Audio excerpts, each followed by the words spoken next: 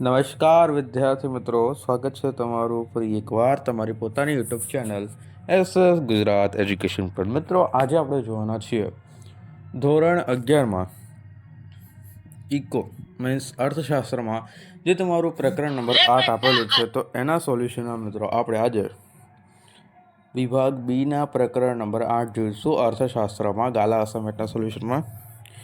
તો વિડીયોને મિત્રો અંત સુધી જોજો. વિડીયો ગમશે તો વિડીયોને લાઇક અને મિત્રો ચેનલને સબસ્ક્રાઈબ કરવાનું ભૂલતા નહીં. ઓકે, આગળ વાત કરીએ. મિત્રો, તમે જો આ સંપૂર્ણ ગાલા અસાઇનમેન્ટના સોલ્યુશનની પીડીએફ મેળવવા માંગતા હોય તો તમને જે સ્ક્રીન ઉપર મિત્રો મોબાઈલ નંબર આપેલો છે તેના પર મિત્રો કોલ કરી જજો. તમને પીડીએફ મિત્રો માત્ર 150માં મળી જવાની છે. તો ફટાફટ મિત્રો કોલ કરીને આ સોલ્યુશનની પીડીએફ મેળવી લો. ઓકે, 150માં પૂરું ગાલા અસાઇનમેન્ટનું સોલ્યુશન આવી જશે. તો ભાઈ ફટાફટ કોલ કરીને મેળવી જ લેજો. ઓકે, જોઈએ આપણે આગળ આપણું સોલ્યુશન. એના અંદર તમને પહેલા નંબર પર છે અને હા, 150માં તમને બધા વિષય આવી જશે. એનો કોઈ ચિંતા કરવાની જરૂરત નહીં. A to Z બધા વિષય તમને એના અંદર મળી જવાના છે. બરાબર, તો જોઈએ પહેલા નંબરનો પ્રશ્ન. ઉદારીકરણનો અર્થ આપો. રાજ્ય અંકુશિત અર્થવ્યવસ્થામાં ઉદારીકરણનો અર્થ છે કે રાજ્ય અંકુશિત અર્થવ્યવસ્થામાં ખાનગી ક્ષેત્રને આર્થિક પ્રવૃત્તિ કરવાનો વ્યાપ વધે તે પ્રક્રિયાને ઉદારીકરણ કહે છે. રાજ્ય અંકુશિત અર્થવ્યવસ્થામાં ખાનગી ક્ષેત્રને આર્થિક પ્રવૃત્તિ કરવાનો વ્યાપ વધે તે પ્રક્રિયાને ઉદારીકરણ કહે છે. રાજ્ય અંકુશિત અર્થવ્યવસ્થામાં ખાનગી ક્ષેત્રને આર્થિક પ્રવૃત્તિ કરવાનો શું વધે? વ્યાપ વધે, તે પ્રક્રિયાને ઉદારીકરણ કહે છે. બીજા નંબરનો પ્રશ્ન છે મિત્રો તમારો, વૈશ્વિકીકરણનો અર્થ આપો. હા, વૈશ્વિકીકરણનો અર્થ આપો. વૈશ્વિકીકરણ એટલે દેશના અર્થતંત્રને વિશ્વના અર્થતંત્ર સાથે વધુને વધુ સાંકળવાની પ્રક્રિયા. વૈશ્વિકીકરણ એટલે શું ભાઈ? તો કે દેશના અર્થતંત્રને વિશ્વના અર્થતંત્ર સાથે વધુને વધુ રીતે સાંકળવાની પ્રક્રિયા. ઓકે, વૈશ્વિકીકરણનો અર્થ આપો. વૈશ્વિકીકરણ એટલે દેશના અર્થતંત્રને વિશ્વના અર્થતંત્ર સાથે વધુને વધુ સાંકળવાની પ્રક્રિયા. ત્રીજા નંબરમાં તમારું આવે છે આર્થિક સુધારાઓ એટલે શું? તો કે આર્થિક નીતિઓના પરિવર્તનને આર્થિક સુધારા કહે છે.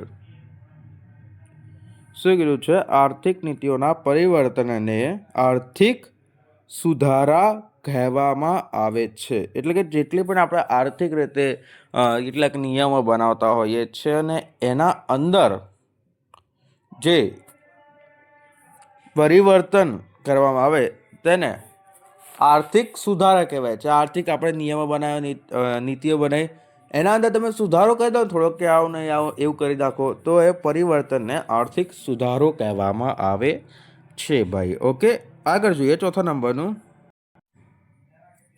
ત્યારબાદ મિત્રો આપણે જોઈએ ચોથા નંબરનું. તે જોતા પહેલાં મિત્રો આપણે એમ પહેલાં પણ કીધું ને એ મુજબ તમે જો આપણી યુટ્યુબ ચેનલ પર નવા આવ્યા હોય, તમને ખબર ના હોય તો જણાવી દઉં કે મિત્રો આપણે આ સંપૂર્ણ ગાલા અસાઇનમેન્ટના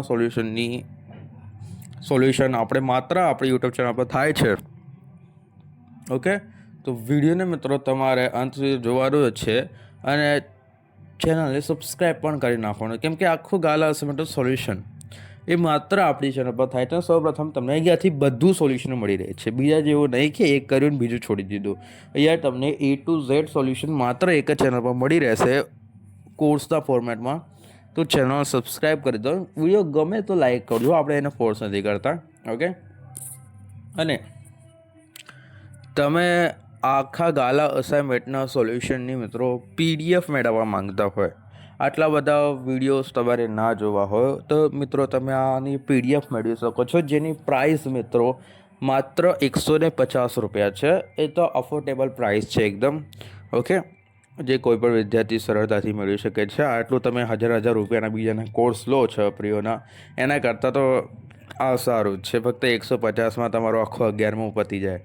ઓકે, તો ભાઈ PDF મેળવવા માંગતા હોય તો આ સ્ક્રીન ઉપર તમને નીચે મોબાઈલ નંબર આપેલો છે, તેના પર કોલ કરી દેજો. માત્ર 150માં તમને સંપૂર્ણ ગાલા અસાઇનમેન્ટના સોલ્યુશનની મિત્રો શું PDF મળી જવાની છે, તો ફટાફટ કોલ કરીને મેળવી જ લેજો. ઓકે, આગળ વાત કરીએ. ચોથા નંબરનો પ્રશ્ન, અંશતઃ ખાનગીકરણનો અર્થ આપો. અંશતઃ ખાનગીકરણનો અર્થ આપો. તો કે જાહેર ક્ષેત્રના 29% કે 49% શેર ખાનગી ક્ષેત્રને વેચવામાં આવે તો તેને અંશતઃ ખાનગીકરણ કહેવાય છે. જાહેર ક્ષેત્રના 29% કે 49% શેર ખાનગી ક્ષેત્રને વેચવામાં આવે તો તેને અંશતઃ ખાનગીકરણ કહેવામાં આવે છે. એટલે થોડુંક અંશતઃ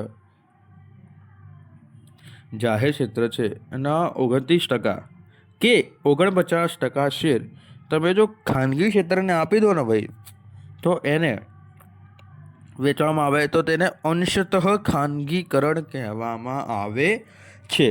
શું કહે છે? અંશતઃ ખાનગીકરણ. ત્યારબાદ તમારો 5મા નંબરનો પ્રશ્ન છે, પ્રત્યક્ષ વિદેશી મૂડીરોકાણ. શું કીધું છે તમને? પ્રત્યક્ષ વિદેશી મૂડીરોકાણનો અર્થ આપો. પ્રત્યક્ષ વિદેશી મૂડીરોકાણનો અર્થ, તો એના અંદર આવશે જ્યારે વિદેશી વ્યક્તિ, સંસ્થા કે કંપની દેશના અર્થતંત્રમાં વસ્તુ કે સેવાના ઉત્પાદન વેચાણના ક્ષેત્રે સીધું જ મૂડીરોકાણ કરે તો તેને પ્રત્યક્ષ વિદેશી મૂડીરોકાણ કહે છે. જ્યારે વિદેશી કોઈ બી વ્યક્તિ છે અથવા તો કોઈ બી સંસ્થા કે કંપની છે એ દેશના અર્થતંત્રમાં એટલે દેશની ઇકોનોમીમાં વસ્તુ કે સેવાના ઉત્પાદન વેચાણના ક્ષેત્રે, એટલે આપણે લોકો ઉત્પાદન કરતા હોય ત્યારે વિદેશી લોકો એના અંદર સીધું જ મૂડીરોકાણ એટલે કે ઇન્વેસ્ટમેન્ટ કરે તો તેને પ્રત્યક્ષ વિદેશી મૂડીરોકાણ, ડાયરેક્ટ ઇન્ટરનેશનલ ઇન્વેસ્ટમેન્ટ કહેવામાં આવે છે. આઈ થિંક યાદ કહેવામાં આવે છે, મને એટલું પ્રોપર ખબર નથી. ઓકે, આગળ તમારો 6 નંબરનો છે કે વિદેશી સંસ્થાકીય મૂડી એટલે શું? વિદેશી સંસ્થાકીય મૂડી એટલે શું? તો કે જ્યારે વિદેશી રોકાણકર્તાઓ દેશના નાણાં બજાર, મૂડી બજારમાં શેર કે બોન્ડની ખરીદી માટે જે મૂડી રોકાણ કરે છે તેને વિદેશી સંસ્થાકીય મૂડીરોકાણ કહે છે. જ્યારે વિદેશી રોકાણકર્તાઓ દેશના નાણાં બજાર, મૂડી બજાર, શેર કે બોન્ડની ખરીદી માટે જે મૂડીરોકાણ કરે છે તેને વિદેશી સંસ્થાકીય મૂડીરોકાણ કહેવામાં આવે છે. જ્યારે વિદેશી રોકાણકર્તાઓ દેશના નાણાં બજાર, મૂડી બજાર કે શેર કે બોન્ડની ખરીદી માટે જે મૂડીરોકાણ કરે છે તેને વિદેશી સંસ્થાકીય મૂડીરોકાણ કહેવામાં આવે છે. ઓકે મિત્રો, આથી આ વિડીયો પૂરો થાય છે. વિડીયો ગમે હશે તો વિડીયોને લાઈક અને ચેનલ સબસ્ક્રાઈબ કરી દેજો અને ગાલા સર્ટસ ફૂલ સોલ્યુશન માટે કોલ કરી દો સ્ક્રીન ઉપર આપેલ મોબાઈલ નંબર. ઓકે, મળીએ નેક્સ્ટ વિડીયોમાં. Thank you for watching. By.